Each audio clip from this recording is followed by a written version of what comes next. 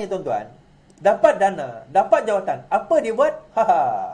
Dapat dana, dapat jawatan, masuk duit dalam poket dahulu. Ini yang berlaku.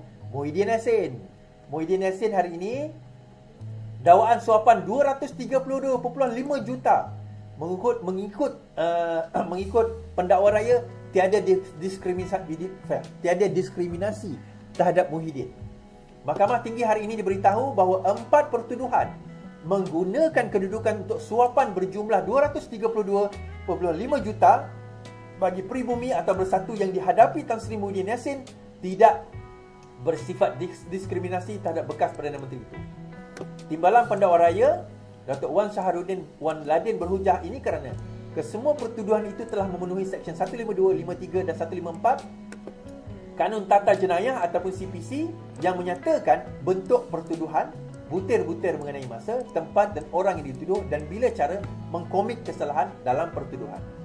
Menurut Wan Shahruddin, hak-hak Muhyiddin mengikut perkara 5 Perlembagaan Persetujuan tidak dilanggar kerana pada peringkat ini perbicaraan masih belum bermula.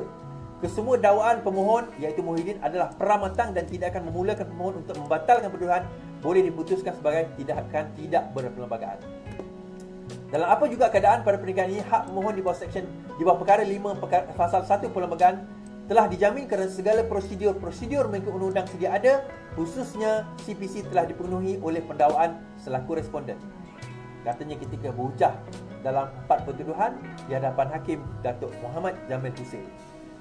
Timbalan Pendakwa Raya Ahmad Akram Meraih pula berhujah pendakwaan sejak awal telah memberikan notis kepada pihak pemohon bahawa tiada kewajipan di bawah undang-undang untuk responden menyatakan cara penyalahgunaan kuasa yang dilakukan dalam pertuduhan-pertuduhan tersebut. Permohonan itu adalah satu penyalahgunaan kuasa. Proses mahkamah justru mahkamah tidak boleh menggunakan kuasa yang wujud untuk membatalkan pertuduhan-pertuduhan di bawah Seksyen 23 Sub 1 Akta Suruhanjaya Pilihan Raya yang dihadapi pemohon.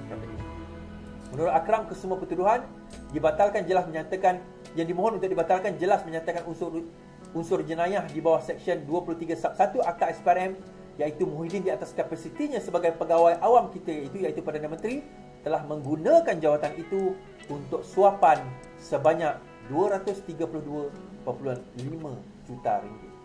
Untuk peringkat sekarang adalah tolak awam untuk menyatakan pertuduhan yang dihadapi beliau sebagai cacat kerana pertuduhan adalah lengkap dari segi Muhyiddin merupakan Perdana Menteri dan Presiden bersatu. Suapan yang didakwa diterimanya adalah daripada 3 syarikat. Kami tidak faham apa lagi yang pihak pemohon mahukan. So, apa cerita ni tuan-tuan? Cerita dia Muhyiddin Yassin nak batalkan pertuduhan itu. Dia kata pertuduhan itu tidak lengkap, cacat dan sebagainya. So, Timbalan Pendakwa Raya berhujah lah apa yang cacatnya.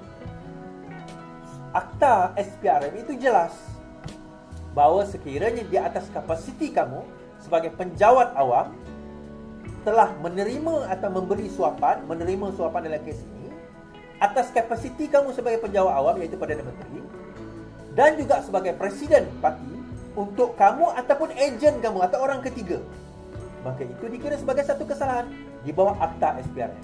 So dekat mana salahnya? Dalam kita nak buat pertuduhan tu daripada segi sectionnya, daripada segi orangnya, tuduhannya, bila, butirannya, semua ada dan tidak ada kecacatan di dalam perkara itu dan dia tidak melanggar perlembagaan sekalipun. Therefore benda itu boleh diteruskan untuk dibicarakan. Itu hanya perbicaraan untuk menentukan kes apa orang kata yang isu permohonan itu dibenarkan atau tidak. Yang itu.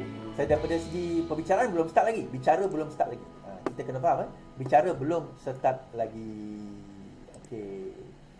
Right? So kita faham dah kes yang berkaitan dengan Muhyiddin Yassin tadi dalam proses lagi sebenarnya. Saya sebelum kita cerita pasal Banglo Angkatan Muda Keadilan Angkatan Muda Keadilan telah menjemput Perikatan Nasional, Pemuda Perikatan Nasional dan Muda untuk debat dasar kerajaan. Pemuda PKR menjemput Ketua Pemuda Perikatan Nasional dan Muda untuk berdebat mengenai dasar kerajaan. Jika mereka mahu terlibat atau berdebat dengan kami dalam perkara-perkara dasar, kami sanggup melakukannya. Menurut Atira Hanim dalam sidang media di Petaling Jaya hari ini, Atira belum memberikan butiran khusus berhubung tarikh dan lokasi debat itu. Sementara itu, Pemuda PKR mengumumkan akan mengadakan Komisen Suara Anak Muda minggu ini. Atira menyebut bahawa semasa komisen itu 7 kumpulan belia akan diberi peluang untuk berdebat dan menyuarakan rujukan mereka mengenai penggubalan dasar. Kumpulan itu akan diwakili oleh orang asli, petani, pekerja, gig ekonomi, doktor kontrak, atlet, pelajar universiti dan belia bandar. Selain itu, kumpulan orang yang mengagumi kelainan upaya serta mereka yang termasuk dalam kategori undi 18. Hasil konvensyen itu kemudian akan dikongsi dengan kerajaan untuk memudahkan penggubalan naratif ekonomi madani yang dijadualkan dilancarkan pada bulan Ogos. Senang cerita macam ni lah tuan-tuan. Sekarang ini, Pemuda Keadilan, Parti Keadilan, Angkatan Muda Keadilan telah memulakan cabaran kepada pemuda PN dan juga muda untuk datang berdebat dengan isu. Jadi, tidak lain tidak bukan, terimalah perdebatan tersebut. Wahai muda, wahai pemuda PN, apa kata? Terima kasih. Apa kata? Sambut, jangan tak sambut. Sambut, jangan tak sambut. Sambut, jangan tak sambut. Baik. Allah. Kalau ni kita panjang sikit. Sabar. Boleh? Walaupun saya ada yang dah telina kan. Angguk-angguk je dengar saya live ni. Kita sabar sikit kan. Teruskan share 214 ni. Tak perlu tuan-tuan, tak sampai 200,000 lagi ni. Macam kita sampai 200,000 ni. Baik. Cerita hari tu ceramah Anwar Musa. Dia mengatakan bahawa dia akan saman bahawa Lim Kit Siang terlibat dengan peristiwa 13 Mei. Saya kata Lim Kit Siang terlibat dengan 13 Mei. Baik, tak lama lagi kena saman ni. Saya kata Anwar Musa kena saman. Yes, Lim Kit Siang kata nak saman beberapa hari lepas. Lepas tu Anwar Musa kata saya dah lama tunggu Lim Kit Siang saman. Dan yang peliknya, Anwar Musa buat saman malas, counter sue. Baik, saya baca. Saya dah lama tunggu Kit Siang saman. Bekas ahli Parlimen Ketereh, Anwar Musa menegaskan dia sama sekali tidak gentar dengan saman yang dikemukakan veteran DAP berhubung dakwaan yang mengaitkannya dengan tragedi 13 Mei. Malah bekas pemimpin UMNO yang kini bersama PAS itu, dia akan mengambil tindakan saman terhadap Lim kerana tuduhan dilemparkan terhadapnya. Hari ini saya dapat surat saman daripada Lim. Saya sampai dijemput orang ramai telefon bagi tahu Lim Kit Siang saman kerana ucapan saya dibacok.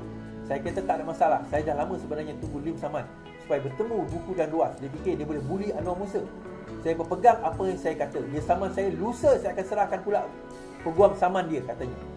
Terdahulu Malaysia kini melaporkan pasukan Lim telah menyampaikan LOD kepada Anwar berhubung dakwaan yang dikaitkan rusuhan kaum. So Anwar Musa nak saman apa Lim Kit Siang, tuan-tuan?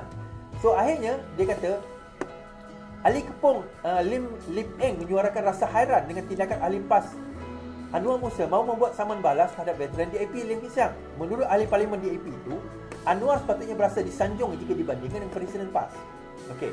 Sejak menjatai PAS, berkata Anwar menjadi pelik. Anwar Musa menjadi pelik. Semalam antara perkara pelik yang dinyatakan ialah niatnya untuk saman balas Lim Kit Siang kerana dakwa dia mencontohi Anwar. Adakah Anwar cuba menjadi relevan? Okey. Terima kasih Razlan. Buat train. Tersasul lah baca. Sejak menjadi, okey, dia macam ni lah. Saya nak cerita. Terima kasih Syed. Ini lawak tuan-tuan. Ini lawak. Anwar Musa betul-betul buat lawak kali ni. Okey. Macam mana saya nak start Lim Kit Siang dituduh oleh Anwar Musa terlibat dengan peristiwa 13 Mei. So Lim Kit Siang samanlah Anwar Musa. Hari tu dia menang saman lawan dengan Tan Sri Hanif Omar, bekas Ketua Polis Negara. Dia menang. So lepas ni, maksudnya kalau Anwar Musa nak kena saman, Lim Kit Siang akan menang sekali lagi. Itu yang pertama.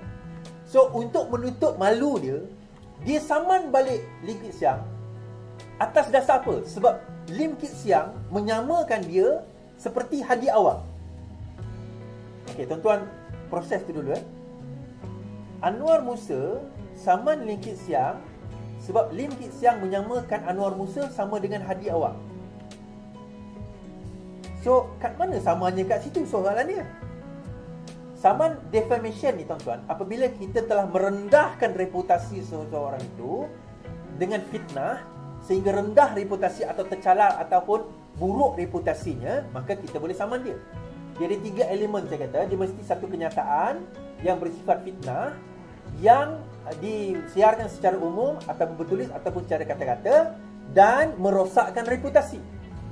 Isu merosakkan reputasi, bila Lim Kit Siang kata dia sama macam Hadi Awang, so adakah Anwar Musa setuju bahawa Hadi Awang ni teruk?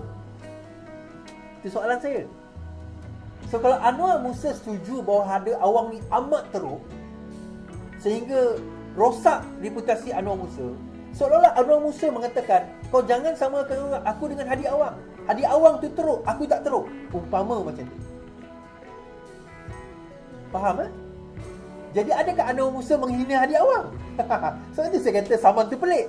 Sebab kata ahli DAP tadi tu. Sebab itu ahli DAP Lim Lim Eng tadi tu, ahli Parlimen Kepong tu kata dia pelik. Itu yang dimaksudkan oleh Lim Lim Eng tadi tu. Kan itu yang dia maksudkan. Kenapa dia saman balas dalam keadaan seolah-olah dia merendahkan Hadi Awang? Kan? Jadi peliklah tuan-tuan Kalau kita, kalau tuan-tuan boleh fikir dan boleh brain benda ni, satu benda yang menarik jugalah untuk nak difikirkan.